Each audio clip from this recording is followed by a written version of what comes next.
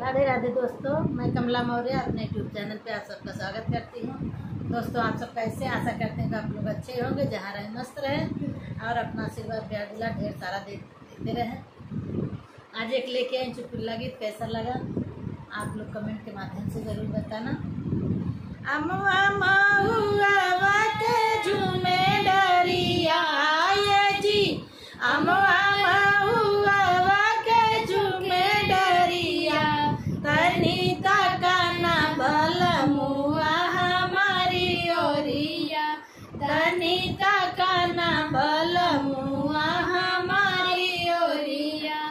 अमुआ बउरे गैले महुआ कुचाई गैले, अमुआ बउरे गैले महुआ कुचाई गैले, ये जी रसवा से भरी गैले फूल डरिया, ये जी रसवा से भरी गैले फूल डरिया, तनिता काना भल मुआ हमारी ओरिया, तनिता काना भल मुआ हमारी ओरिया।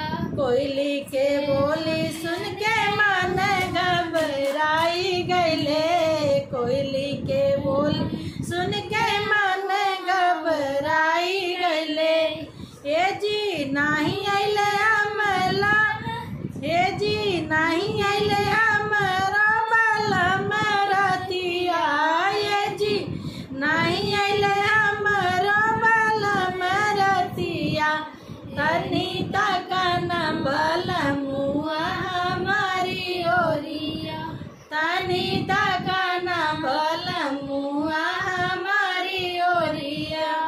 अमहुआ बिना